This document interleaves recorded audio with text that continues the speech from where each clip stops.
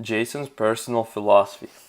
For the past few decades, I've been studying the principle of ethics and how to live our life to the most moral way possible, but at the same time have fun and live life to the fullest.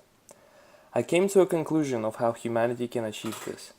It's a very simple solution. Just drop the ego and have a proper social institute which would promote the no ego policy. However, it's easier said than done, and I don't think humanity would be able to achieve this for at least thousands of years. Let's see how my idea developed. First, let's start off with the influences. When I was studying in grade 12, I took philosophy class. I had an amazing teacher who introduced me to the works of Aristotle and John Stuart Mill.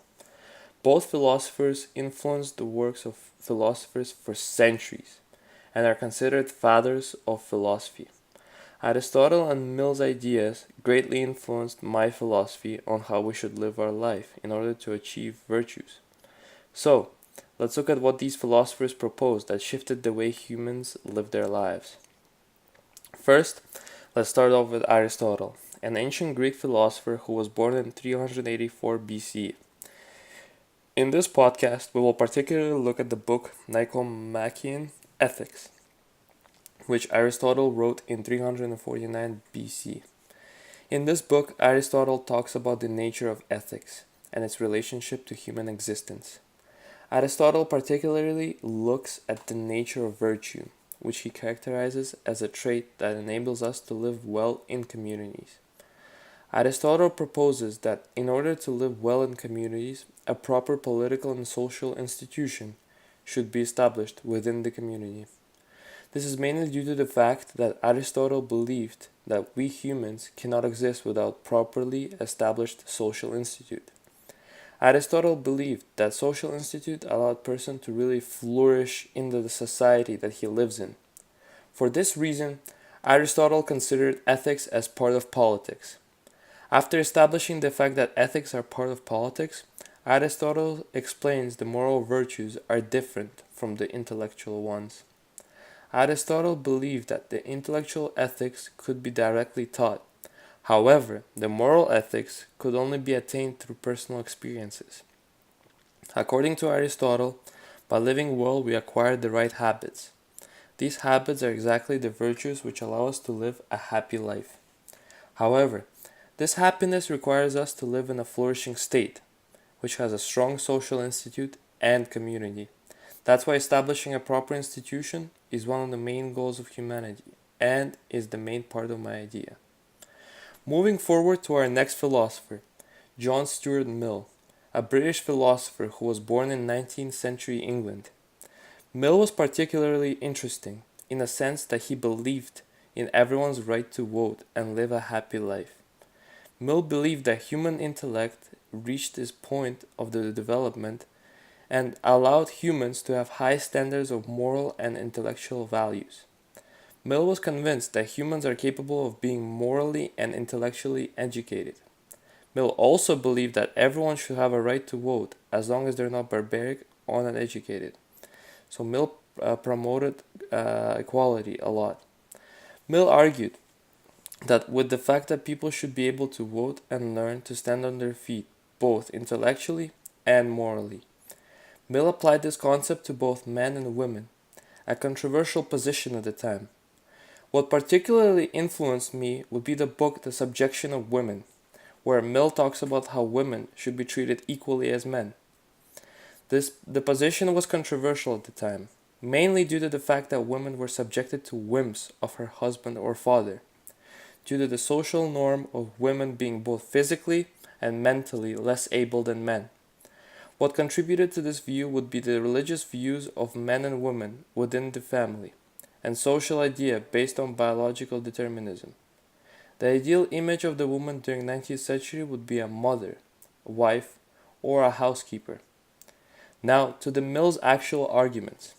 Mill argued that women should be degraded simply for the fact that we don't know what they're capable of, because we never let them try. Mill argued one cannot make an authoritative statement without proof. Mill wanted to see equality at place and see how society would develop from there. As we can see, this is a very good example of utilitarianism. What is utilitarianism, you ask? Well, utilitarianism is a moral belief that an action is right if it produces greater good for a number of people. Basically, if the action has a good or positive impact on a lot of people, then it's a good action to do. What inspired me in Mill's ideas is the fact that he looked into generations ahead, and he saw an ideal world where everyone would be equal. Eventually, this world came to be true. Even though Mill was considered an inconsistent philosopher at his time, especially with the publishing of Subjection of Women, however, he still remained true to his beliefs and got his recognition after women finally got their rights. Now, we're coming to the final part of my presentation, my philosophy of ethics. In my belief, society should have certain rules in order to make a perfectly intelligent and healthy society, which would work in order to benefit humanity. This society would have no police, no army, or any forms of violence attached to it.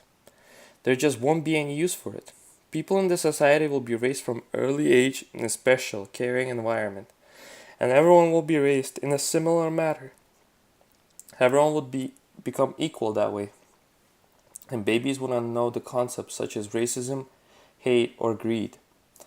Then they would go to school and learn all about the world around them, and how they could potentially change it for the better. However, people in this society would learn how to drop their ego and learn how to collaborate in a group of completely different people every time. What is ego, you ask? Well, ego can be best described as an illusionary sense of self based on one's memory and thoughts. This process would begin right from birth all the way to adulthood. After that, everyone would be assigned to a career that would best suit their interests and talents. No discrimination would occur in such society. The word discrimination itself wouldn't exist. However, the ethics themselves would be all based on utilitarianism, and all actions would be done for the good of humanity. To really understand this concept, people need to drop their ego and look at the whole picture and not just bits of it like we do right now. People need to see that only together as a whole we will make a humongous progress which would change the world and the way we think. We need to work as a collaborative unit and not as an ego-driven robots who are obsessed with materialistic possessions. This concept is really well explained in a book called The New Earth by Eckhart Tolle. In this book, Eckhart really dives into the idea of ego and why it's better to live without it. The book also describes human dysfunction, selfishness, anxiety, and the inhumanity we inflict on each other on a daily basis. It also explains humans' failed attempts at finding the meaning of life through materialistic possessions and unhealthy relationships. Now, if we really try this as humans, we will greatly benefit and will all live a happy and fulfilling life where everyone will know their place and life goal. Thank you.